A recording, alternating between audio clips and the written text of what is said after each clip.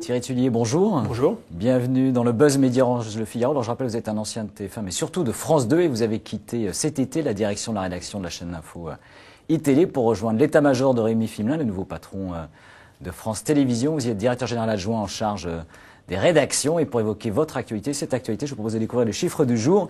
Alors, les derniers chiffres d'octobre seront disponibles ce soir par Médiamétrie, mais en septembre, la part d'audience de France 2 était de 15,2%, part d'audience nationale, celle de France 3 de 10,2%. Est-ce que le patron des rédactions du service public audiovisuel a un objectif d'audience ou pas dans son contrat ? Non, franchement non. Vous savez, on est dans un service public, donc c'est vrai qu'on doit rassembler le plus grand nombre possible de téléspectateurs, mais on n'a pas dans le contrat un objectif d'audience spécifique et en tout cas spécifié dans le contrat. En revanche, on a le souci de faire les meilleures audiences possibles. Notre objectif, c'est de rassembler le plus large possible, d'une manière la plus large possible.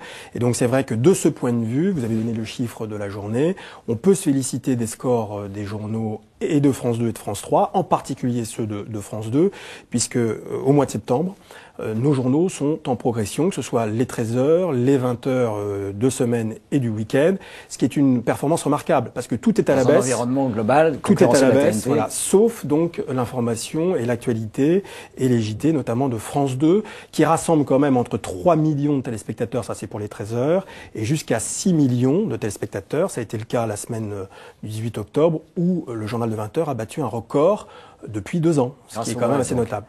En grande partie grâce aux grèves. Et l'écart avec TF1 se réduit sensiblement aujourd'hui ? Oui, chaque semestre qui passe, il y a un écart qui va en se réduisant. J'espère que c'est une tendance pérenne.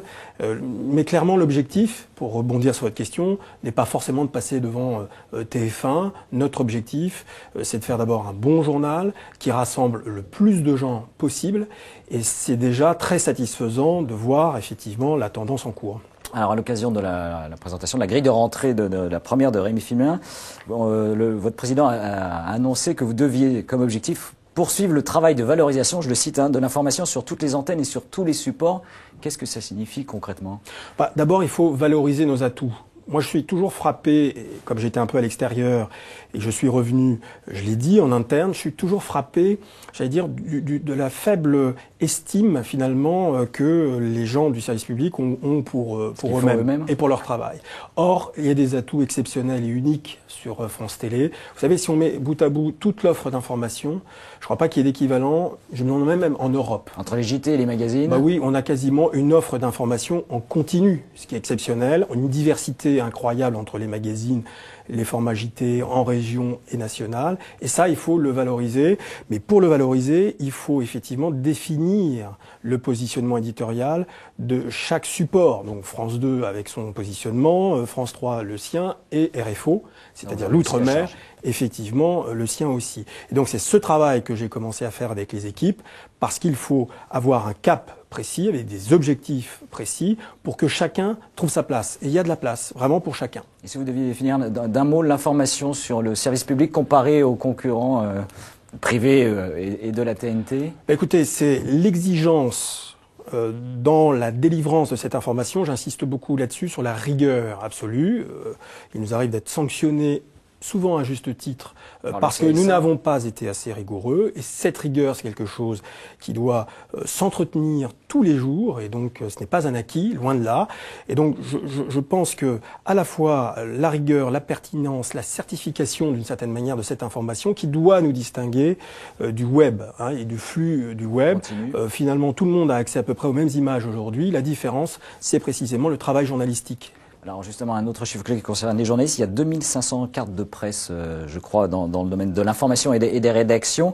Est-ce que votre ambition, c'est de les faire travailler tous ensemble pour toutes les chaînes ou pas ? Alors clairement en réseau. C'est vrai qu'on parle du groupe France Télévisions. Aujourd'hui, c'est des silos les uns à côté des autres. Oui. Le groupe France Télévisions, elle ne fait que commencer d'une certaine manière son histoire, alors que ça fait depuis des années que la marque existe. Mais en réalité, vous l'avez dit, il y a des silos. Moi, j'appelle ça parfois des murs de Berlin. des modes de fonctionnement totalement différents, des cultures différentes. Vous savez, la grande différence avec BBC, évidemment on en parle souvent, c'est que BBC est né et puis ensuite des chaînes à l'intérieur du groupe BBC ont été créées. Là, c'est finalement une addition de chaînes qui n'appartenaient pas au même groupe, France 3, RFO notamment, avec France 2. Et donc, il va falloir marier à la fois des cultures d'entreprises différentes, des approches de l'information différentes, et j'allais dire, parce que c'est aussi une découverte depuis que je suis arrivé, des moyens techniques qui ne sont pas compatibles. Je ne sais pas si vous le savez, mais par exemple, les caméras de France 3 ne sont pas compatibles avec les caméras de France 2. Et donc, il faut, pour pouvoir travailler ensemble, parler le même langage. Or, on ne parle pas le même langage. La patte sur les programmes d'information, votre patte, on la verra quand à l'antenne? Alors écoutez, moi je me suis fixé sur France 3 notamment un objectif assez clair, c'est le mois de janvier. Notamment pour Soir 3, j'ai une grande ambition pour Soir 3 parce que j'estime que c'est le journal de référence du service public. Il y a sur aucune chaîne nationale un journal finalement avec cette diffusion si large et nous devons mettre en synergie justement tous nos moyens possibles pour nourrir ce journal qui devra avoir une ouverture européenne très prononcée. Ce sera notre parti pris éditorial. Donc ça, dès janvier. Et puis sur France 2, les journaux, comme je vous l'ai indiqué, se portent plutôt bien, mais il faut innover sans cesse. Innover sur la forme, innover sur le fond. On a commencé à le faire il y a pratiquement maintenant 3 ans. Chaque année apporte son lot d'innovations. Et là aussi, au mois de janvier, il y aura des innovations. Bien, Thierry Tulier, merci d'être venu dans le Buzz Média Orange de Figaro. Et nous retrouvons dès demain avec un nouvel invité. Ce sera Marc Feuillet, qui est à la fois le patron du groupe Express Rollart en France, mais également le président du syndicat de la presse magazine. Merci encore et à très bientôt. Merci.